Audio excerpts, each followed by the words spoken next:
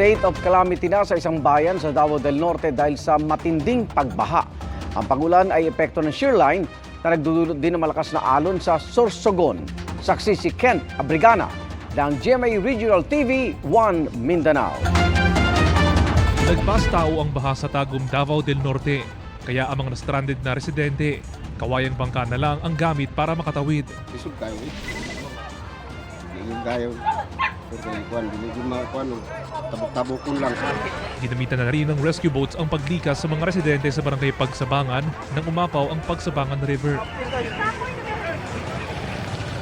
Sa barangay Pagsabangan, stranded din ang ilang motorista, kaya ang iba nakisakay na lang sa malalaking sasakyan. Ang mga taga-barangay San Miguel, lumigas na sa paaralan. Excited kayo sir, kay nga bulintang ito ang mga dito, mga sanina, mga gamit ginamo dito, mga hayop, nang lutaw na sila. Halos sumabot na sa bubong ng bahay ang baha sa barangay Kanukotan. Trap in town, sir. Amo untay ipa-rescue kay utang toy kaon. Dahil sa malawakang pagbaha, nasa state of calamity na ang bayan ng Asuncion sa Davao del Norte. 6 na barangay at halos 6,000 pamilya roon ang apektado ng baha. Dawas na, kusog na kayong sulugaw. Sa bayan ng Santo Tomas, matindi rin ang baha at hindi pa rin humuhupa sa mga palayan ayon sa mga residente. Kaya ang kanilang mga tanim nasira na.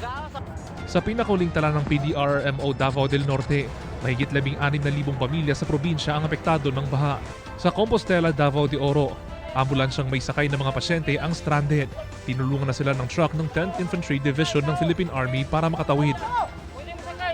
Gumuho naman ang bahagi ng San Pedro Bridge sa Caraga, Davao Oriental, kaya isolated ang ilang sityo. Target daw ng LGU na magpatupad ng road rehabilitation para may madaanan pansamantala ang mga apektadong residente. Ayon sa Pag-asa, shear line ang nagpaulan sa Mindanao. Ito rin ang nakaapekto sa Matnog, Sorsogon. Kaya nakaranas doon ng malakas na hangin at naglalakihang alon. Stranded din ang mga sasakyan na pasakay ng Roro. Wala namang kanselasyon sa mga biyahe. Pinagbawalan namang pumalaot ang mga maliliit na sasakyang pandagat matapos ang Sea Travel Advisory ng PCG Sorsogon. Para sa GMA Integrated News, ako si Kent Abrigana ng GMA Regional TV 1 Mindanao, ang inyong saksi.